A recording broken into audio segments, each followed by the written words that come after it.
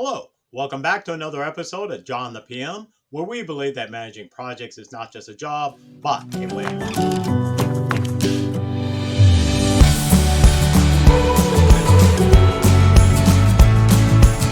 Today, I'd like to talk about using some of the PMP tools in a volunteer setting, a nonprofit setting. The very specific topic I want to talk about today is development approach. So, that kind of begs the question, what is development approach? Development approach at the end of the day basically means that you are trying to understand how your project will roll out. So, what does that mean? I want to put you in a play. Let's assume that you are with an organization, it's a nonprofit, you're volunteering your time, and you're at the kickoff meeting slash brainstorming meeting.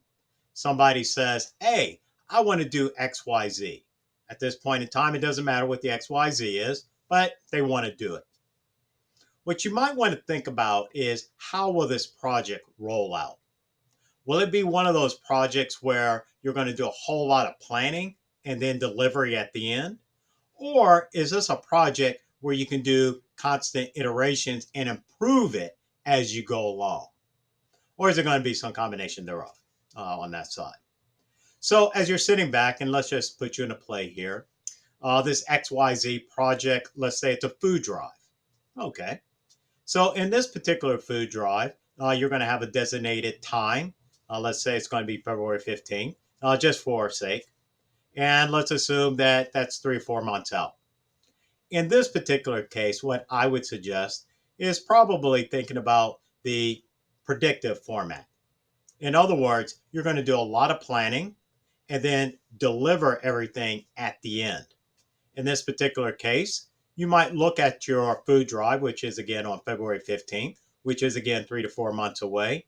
And you might go through a planning cycle, get everything prepared so that on that one day, everything comes together. What can be another example? Another example could be a dinner theater for your local organization. Again, it's 3 to 4 months out. You're going to do a lot of planning and then deliver everything at the end. Now, there could be a situation where you're doing constantly reiterating and constantly improving the product or the widget. So, in this case, let's say that you have a closed closet. We do work with several nonprofits, and oftentimes for their constituents, the people that they're trying to serve, they may have a closed closet, or something of that nature. And in this case, let's just say it never really ends per se. They'll put air quotes around that. So you may use more of an adaptive or an agile process.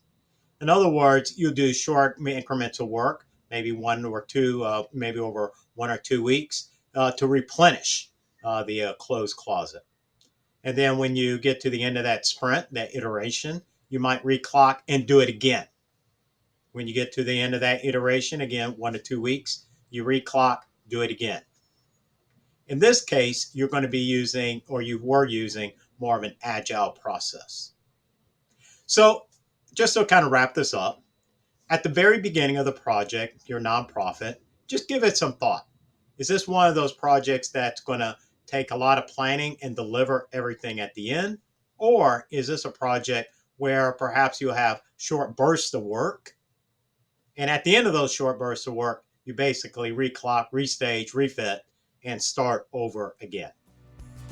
Well, thank you for listening. Appreciate it. If you like this episode, please hit the like button, hit the subscribe. It helps us to be of service to you. Thank you and have a great day.